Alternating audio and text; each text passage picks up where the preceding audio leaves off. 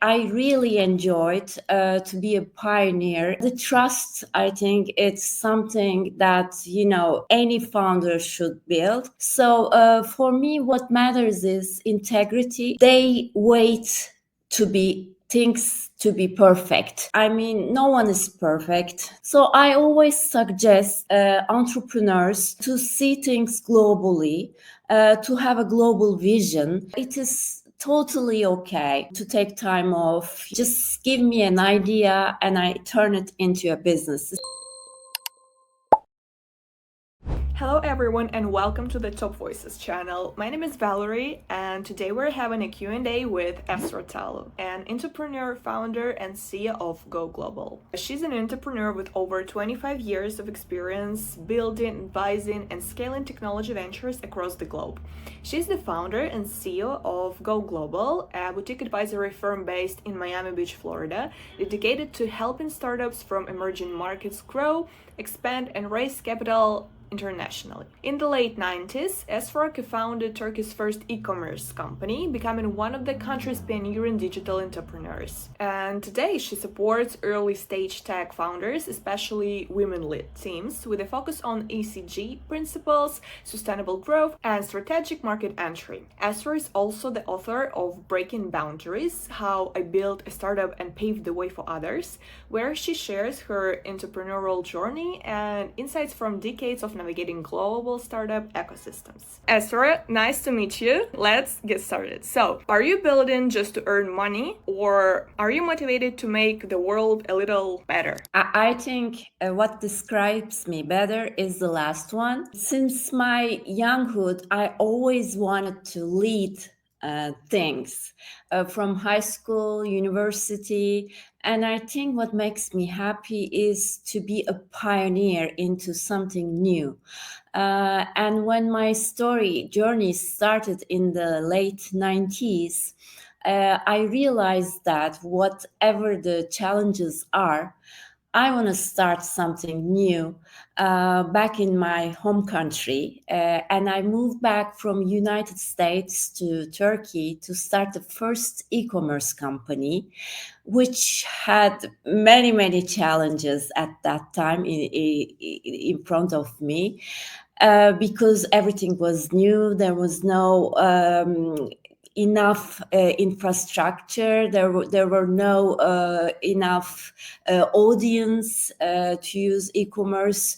There were little internet users, but I knew, and my co-founders, we knew that this subject is going to grow in time. But yes, what I can say, I really enjoyed to be a pioneer in this industry back in that time in the region, and I enjoyed a lot. Okay, thank you so much. And on to the next one. Startup advice in one word: validate. What's yours? Mine would be definitely integrity. Because, as you mentioned on the introduction, with 25 plus years, almost 30 years now, of doing business, starting companies, being in the tech environment, raising capital for myself, and now through Go Global for our portfolio companies around the world, I know that integrity it's super important in for everybody. When you are transparent, when you are genuine, when you have the authenticity, and when you don't fake about things, it's everything comes back to you as a success, as a money, as as a network. The trust, I think it's something that any founder should build, and it takes years sometimes to build that reputation, and it takes moments to to arm that reputation sometimes. So for me, what matters is integrity. When I work with founders, I look into it. When I work with investors, the same. So I think everything else comes afterwards. What's one thing first time founders always underestimate? I think it's they prioritize raising capital. They focus on raising capital so much that everything else becomes secondary for them.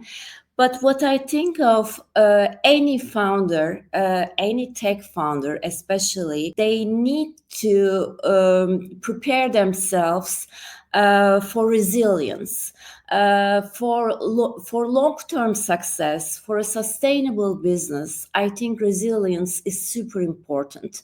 There are so many hidden obstacles and challenges on the journey that even if you have money in your bank account and a team that you can rely on, your resilience in terms of chaos and crisis, it's what matters for the company to survive.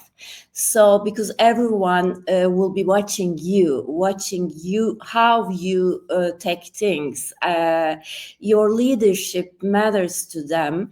And I think especially first time entrepreneurs should also prepare themselves morally at the same level. I know that they prepare themselves physically, but they also have to work on their moral well-being as well. And what valuable lessons have you learned from being involved in startups? Many. There are many lessons. There are many things I've learned in so many years. But when I was thinking lately, how can I summarize in a more impact way? It would be this is what I see all the time in potential entrepreneurs. They wait to be things to be perfect. They expect too much from themselves, and they always delay to take the first step. So don't do that. I mean, no one is perfect. None of us we are perfect. So when you feel like you have enough experience, the right knowledge, and you are surrounded by the right people, please go ahead and take that first step, and everything else will definitely come along the way. It will be fine.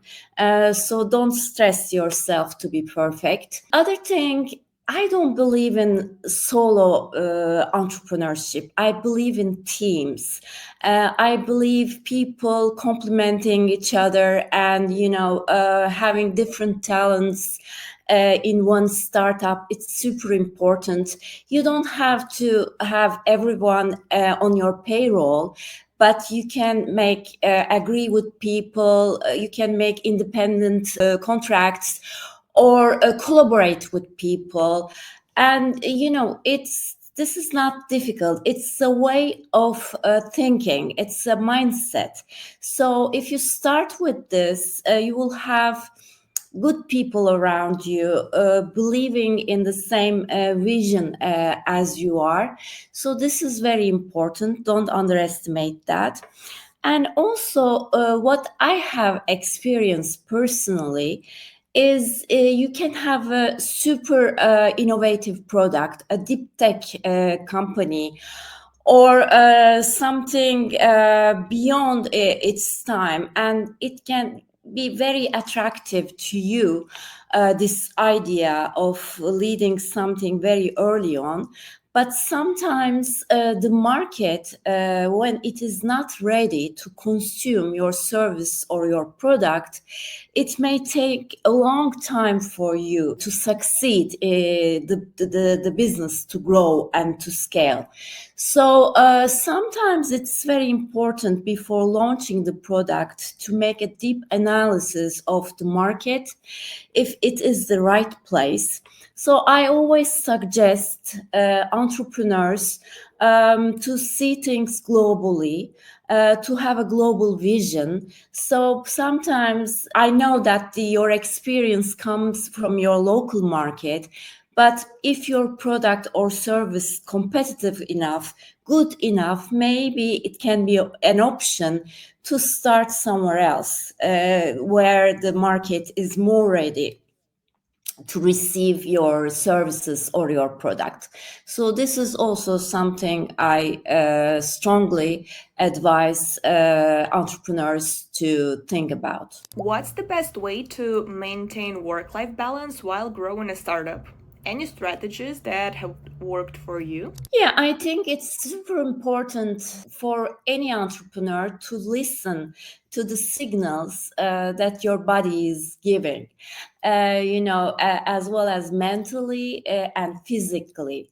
So when you receive some signals from your body from your brain, you really have to pause for a while and take your time for yourself in the nature, with your friends, with your family. This helps a lot. Also, just know that every entrepreneur along the journey can get exhausted, can feel like they had enough, and they cannot continue anymore, because there is sometimes too much stress. But just know that this is happening to everybody, to all of us, and it is okay to also get exhausted.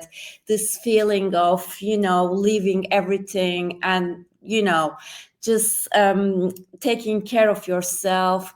You can, days like this, I highly recommend just taking a few days off, spending time with your loved ones, and not feel guilty. It is totally okay to take time off, to regain this energy you needed, and you will see in just a few days it will be fine. But just completely, leave the work and just focus on your family, friends, or nature, or your pets, whatever makes you happy.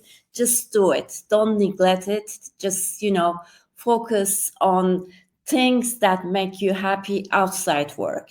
So it will probably work for you too, because it worked for me. I love the next question because networking in person or online? Well, I would go for both. They have both have very important roles in our lives. 21st century is a century where we have the chance, we have the advantage to be able to connect with people around the world. Especially during the pandemic, we took advantage of it. I mean, we were not disconnected from the rest of the world. We were able to do our businesses, continue our work, and all our loved ones, we could connect with them. So I think through technology, we have this great advantage. Companies can become easily more global through this technology. But what I like to do also, and I definitely benefit from it, and my company GoGlobal definitely will benefit from it. As much as I can, I travel around the world. I participate to summits. I meet with people. I talk to them. I discuss with them their ideas face to face.